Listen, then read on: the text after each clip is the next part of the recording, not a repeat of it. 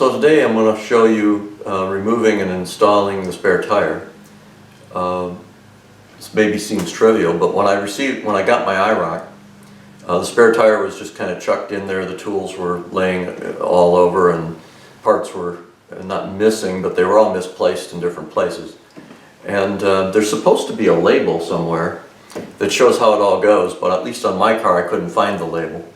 And I had to do some hunting to see, one, I found some examples online of what the label looked like, but it changes from year to year. Not all Camaros are the same. And I found some other instructions and then spent some time getting everything bolted down.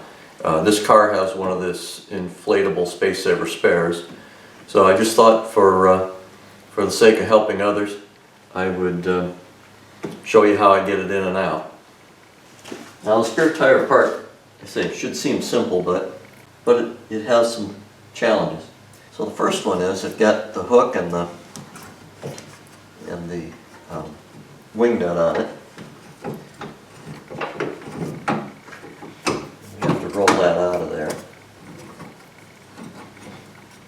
This tire looks like it's got the original inflator cartridge from back in the day. Carbon dioxide gas.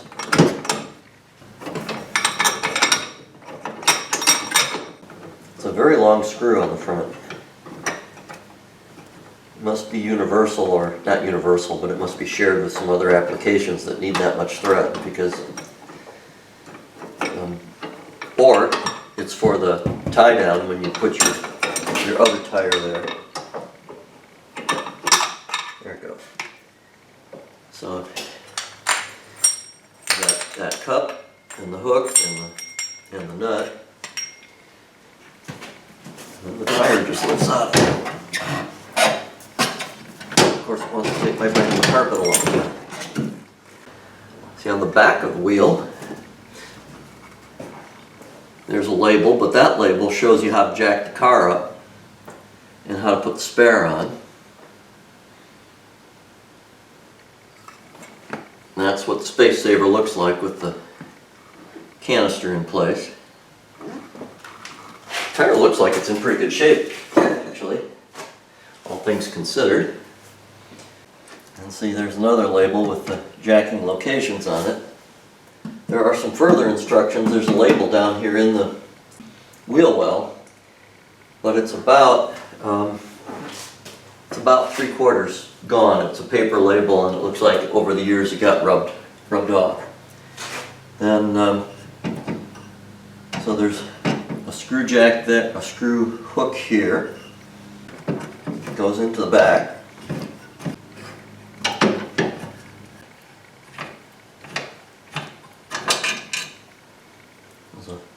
One of those.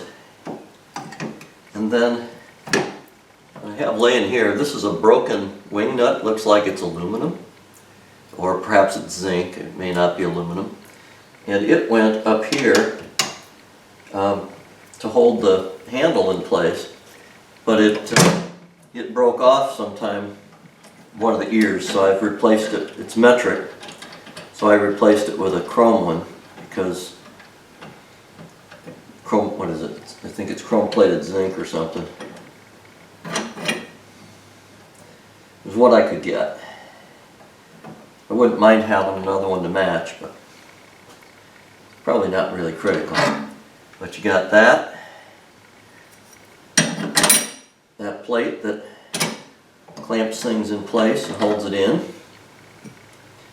And the handle comes out, and it goes in a hole here on the frame of the jack. And then there's an additional one of those soft metal nuts up behind the an additional one of the soft metal nuts up behind this part of the panel. And so you get that one off, and then you can lift the whole jack out, and you're good to go. And that's the entire setup. And this one threads into this post right here. And then ultimately when you get going to put the tire back in, where did the other piece go? I lost it. I dropped it down here. Then this hook goes through that eye bolt so that you can have something to grab against to tie the tire in. It's quite a jigsaw puzzle. I was really really amazed, I'll say. But I don't need to leave this out for the project I'm doing.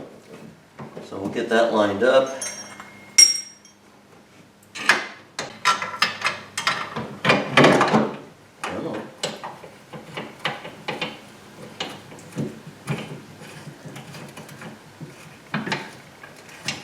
Start with that, bring that one back in place, screw it in.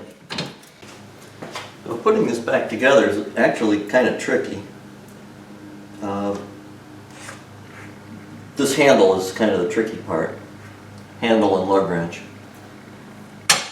The end goes in the hole down below, and you need to do it before you get the jack too far bolted in, because otherwise, actually what you kind of want to do is get this front end in underneath this way, and then the opposite end goes in the hole on the base, and then you can drop it in here about like so. And then the plate drops on here and picks up the shank of the handle. And then you can spin this down.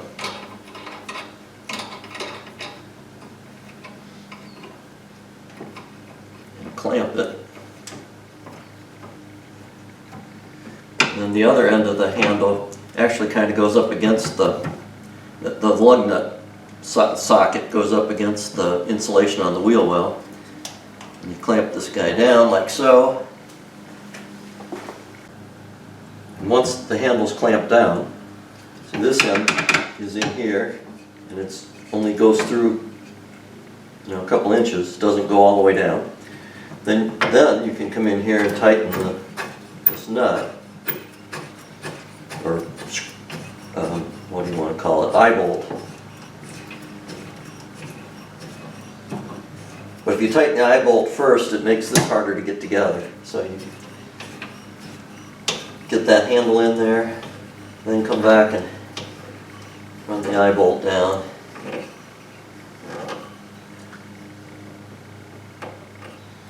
And I won't set the tire back in, you saw where that comes out.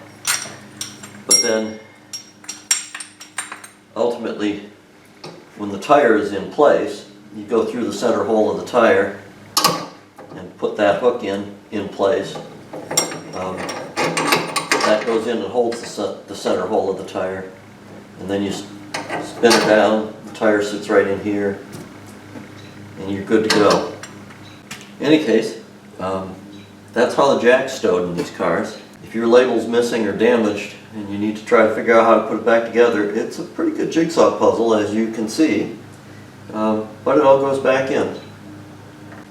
So if you did have a flat and you used the spare tire, when you take your standard tire off, you need some place to put it. And so that's why there is a hook in here, and there's a recess in this panel.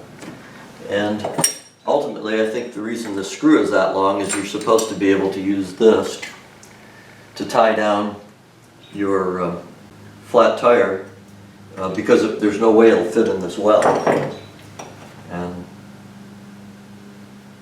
I know, you know, GM in particular as a company had a policy that, you know, everything had to have a tie down so that it could be carried safely.